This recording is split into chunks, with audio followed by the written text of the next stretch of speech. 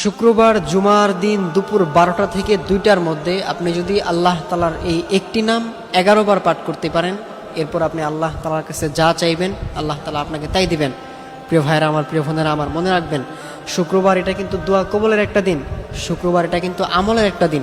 আপনি এই দিন যত বেশি বেশি আমল করতে পারেন, শুক্রবারকে হাদিসের ভাষায় বলা হয় সপ্তাহের রাজা।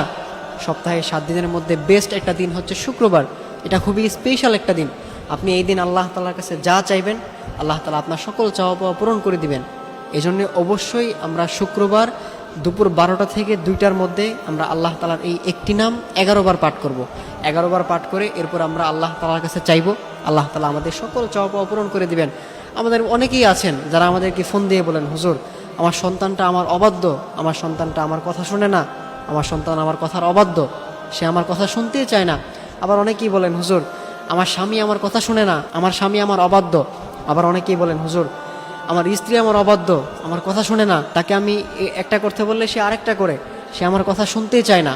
এই জন্যে আপনি যদি আল্লাহ তাআলার এই নামটি 11 বার পাঠ করে আল্লাহ তাআলার কাছে চাইতে পারেন, আল্লাহ তাআলা আপনার সকল চাওয়া পাওয়া পূরণ করে দিবেন। আল্লাহ তাআলা আপনার সকল সমস্যাগুলো দূর করে দিবেন। এই জন্য অবশ্যই শুক্রবার জুমার দিন দুপুর 12টা থেকে 2টার মধ্যে আপনি আল্লাহ তাআলার এই একটি নাম 11 বার পাঠ করবেন। সেই নামটি হচ্ছে ইয়া হাইয়ু ইয়া কাইয়ুম বিরহমাতিকা আস্তাগীজ, ইয়া হাইয়ু ইয়া কাইয়ুম বিরহমাতিকা আস্তাগীজ। আপনি আল্লাহ তাআলার এই নামটি হাতে গুনে গুনে 11 বার পাঠ করবেন। 11 বার পাঠ করে এরপর আপনি আল্লাহ তাআলার কাছে হাত তুলবেন। আল্লাহ তাআলার কাছে হাত তুলে আপনি যা চাইবেন আল্লাহ তাআলা আপনাকে তাই দিবেন। আপনার যেই সমস্যাগুলো আছে, আপনার সেটা বড় হোক ছোট হোক, যত বড়ই সমস্যা হোক, যত ছোটই সমস্যা হোক, আপনি আল্লাহ তাআলার কাছে বলবেন, দেখবেন আল্লাহ তাআলা আপনার সেই সমস্যাগুলো দূর করে দিবেন। আমাদের মধ্যে অনেকেই আছেন যারা জুমার নামাজের সময় দেখা যায় জুমার আজান পরে 12টা 15-তে দেখা যায় মসজিদে যান হচ্ছে কি 1টা 29 মিনিটে। এটা করবেন না। আপনারা জুমার দিন একটু আগে ভাগে চলে যাবেন। জুমার দিন একটু গোসলটা আগে করে ফেলবেন।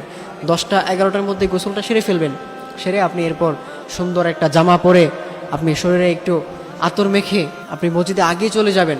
11টার মধ্যে আপনি মসজিদে চলে যাবেন।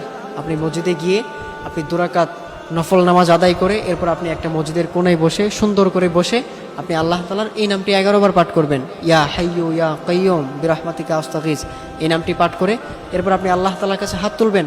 আল্লাহ তাআলার কাছে হাত তুলে আপনি আপনার চাওয়া পাওয়াগুলো আল্লাহ তাআলার কাছে বলবেন। আপনি আপনার যে সমস্যাগুলো সেগুলো আপনি আল্লাহ তাআলার কাছে বলবেন।